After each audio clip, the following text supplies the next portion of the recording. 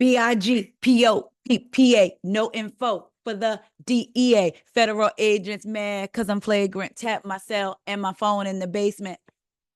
And your boy's in jail with no bail.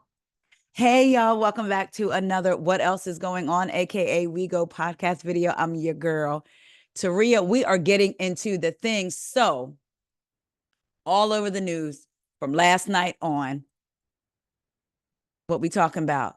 Diddy in jail. The federal agents said, you've been low key, high key, kind of flagrant, but not flagrant, low key, but keeping videos of stuff that you know you was wrong doing in your home. We got you. Y'all, let's get into it. All right. So we know that he was arrested. Sean Diddy Combs was arrested by federal agents at a Manhattan hotel on September the 16th and charged with racketeering, sex trafficking, and transportation to engage in prostitution. According to the federal indictment, the hip hop mogul appeared in federal court in Manhattan on Tuesday, which was today, and after U.S. Magistrate Judge Robin Tarnowski read the allegations, he spoke to enter a not guilty plea. Attorneys for Combs, who was not handcuffed for the appearance, had proposed that he be released pending the outcome of his trial on a $50 million bond secured by his Miami home. But the judge denied bail and he was taken into custody to await trial. Diddy ain't get no bail. He was trying to put his home up in Miami to say, I'm not a flight risk. I'll put my home up. I believe he also offered to wear an ankle monitor and said that he would only be between New York and Miami for his doctor's appointment to see his doctors and his lawyers. And he was denied bail. The 14-page indictment filed September 12th stated that Combs abused, threatened, and coerced women and others around him to fulfill his sexual desires, protect his reputation, and conceal his conduct. The charges stem from a number of alleged incidents, including the one involving his then-girlfriend, Cassie Ventura, in March 2016, which was captured on hotel surveillance and surfaced in May. According to the indictment, Combs created a criminal enterprise through his company to attempt to engage in, among other crimes, sex trafficking, forced labor, kidnapping, arson. I believe that has to do with Kid Cudi's car, allegedly, right? Bribery and obstruction of justice. Outside Manhattan federal court on Tuesday, Combs' attorney, Mark Agnifilo, told reporters that Combs' spirits are good and he's confident that there will be a positive outcome. In a statement released on Monday night, Combs' lawyer said he is not a criminal and expressed disappointment with the decision to pursue what we believe is unjust prosecution. Over the last 10 months, the Bad Boy Entertainment founder has faced allegations of actual and physical abuse, including by Ventura, that have derailed his career. In March, 2 of his homes were raided by federal investigators as part of an ex-trafficking probe. So what happened? And I'm reading this actually from Yahoo Entertainment. Ooh, chop. Thought I turned off one alarm, but not the other. So what happened? Combs, 54, was arrested late Monday in New York City, where his attorney said in a statement that his client had voluntarily relocated last week in anticipation of these charges. In a statement released on Monday night, Agnifilo said, "We are disappointed with the decision to pursue what we believe is an unjust prosecution of Mr. Combs by the U.S. Attorney's Office. Sean Diddy Combs is a music icon, self-made entrepreneur, loving family man, and proven philanthropist who has spent the last 30 years building an empire, adoring his children, and working to uplift the Black community.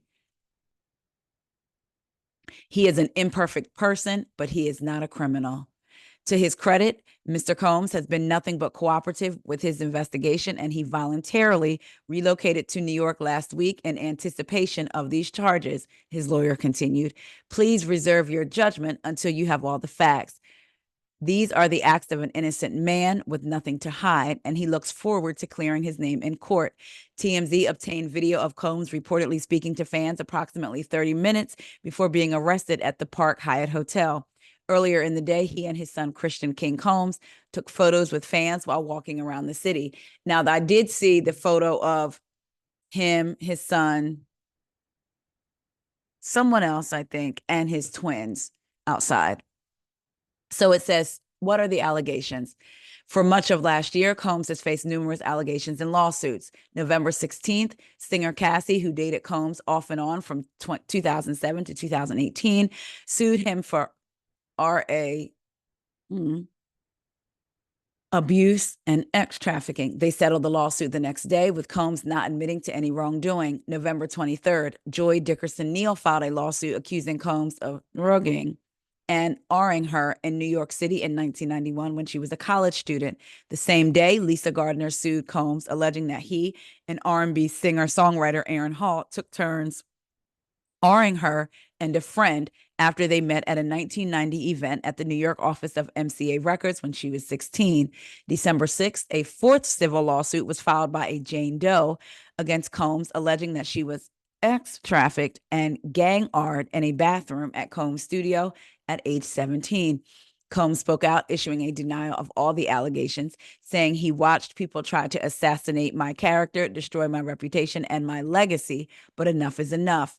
February 26th, Combs was sued by Rodney Lil Rod Jones, a producer on his 2023 album, for sexual harassment and assault. Jones claimed he was drunk, waking up naked and disoriented in bed with Combs and two sex workers. March 25th, Combs' homes in Los Angeles and Miami were raided in what was called a sex trafficking investigation. His attorney said Combs was innocent and he'd fight to clear his name. May, surveillance video of Combs assaulting Ventura in a hotel hallway surfaced. He issued a statement saying, in part, my behavior on that video is inexcusable. I take full responsibility for my actions in that video. May 21st, Crystal McKinney filed a lawsuit alleging that Combs drugged and actually assaulted her at his New York City studio in 2003 when she was a 22-year-old model. May 23rd, 2 days later, April Lampros sued Combs over what she described as 4 terrifying sexual encounters, including one in which he forced her to take ecstasy and have sex with his then girlfriend, Kim Porter. September 10th, former Danity Kane singer Dawn Richard filed a lawsuit against Combs, alleging sexual abuse. She claims he groped her on numerous occasions and trapped her inside a locked car for 2 hours. September 16th, Combs was arrested. Whew, y'all. So he entered the not guilty plea again, put his house up in Miami, $50 million for bail, suggested that he wear a ankle monitor and that he would only be traveling back and forth between New York and Miami to visit his doctors and lawyers, but the bail was denied and he's been taken into custody to await his trial. It all comes down. It's all coming out.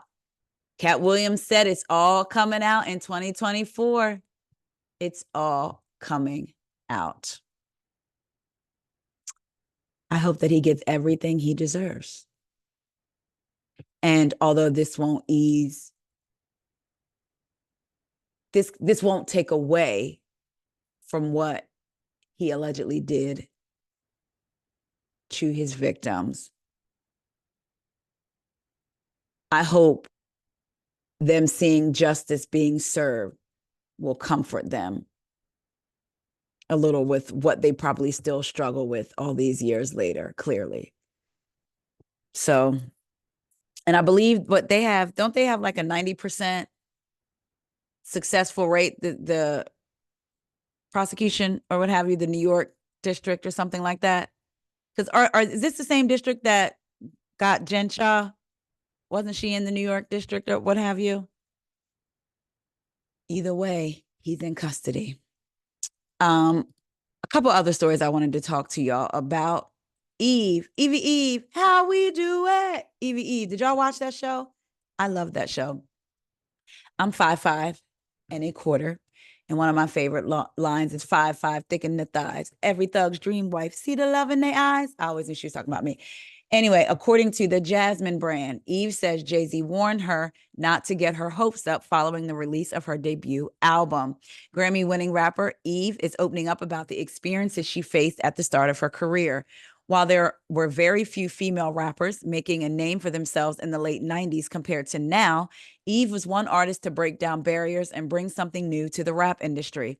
Despite making history by singing as the only woman on the Rough Ride signing, Lord, not saying signing, as the only woman on the Rough Riders hip hop record label, Eve said she didn't always receive support, particularly from men in the industry. During a recent interview, she said, I always got a lot of pushback. The lyricist mentioned a time she received a phone call from rap veteran Jay-Z following the release of her debut studio album. Allegedly, the 54-year-old called Eve to congratulate her.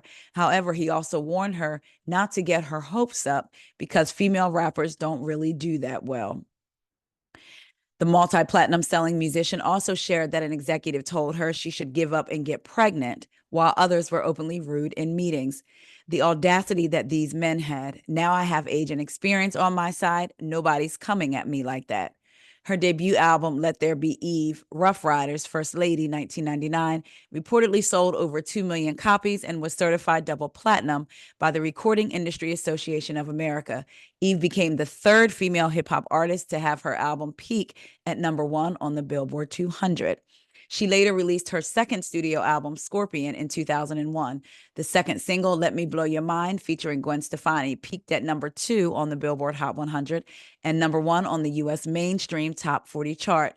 It won a Grammy Award in 2002 for Best Rap/Sung Collaboration, which was a brand new category at the time. In addition, Eve has a memoir set to drop on September 17th, 2024. That's today. That's today, right? Her memoir is titled, after her 2001 breakout, Who's That Girl? La, la, la, la, la, la, la, la, la, la, la. Speaking on her book, she said, I've written an effing book. It's crazy. I was nervous initially about putting all this stuff out there, but I want it to be open and vulnerable. Listen, you know, I think about this two ways. Jay-Z calling her, congratulations, don't get too excited. Pissed me off when I read it. At the same time, in that time, that is what the industry was. Female rappers weren't getting the recognition they deserved and weren't front and center like that. So I guess, I don't know if he was trying to look out for her in a weird way, if you know what I mean. Like, of course, clearly that's not looking out for her, but in his mind, I'm thinking he thought, I'm gonna look out for you and let you know, look, the way this isn't the norm for female rappers. So don't get comfortable and think that basically you're going to be going anywhere, because the industry doesn't promote, push, value, support female rappers.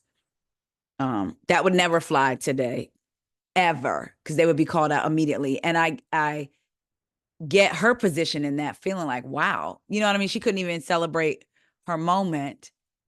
But looking back now, like, that would never happen today because I have age and wisdom on my side, and probably a confidence about her. You know, as you get older, hopefully you get more confident in who you are and what you bring to the table. And if people don't want to F with it, then you just keep it moving. You know, there's so many different lanes today that artists and creators can go down versus back then when it was just one way. So shout out to Eve. I hope her book does really, really well.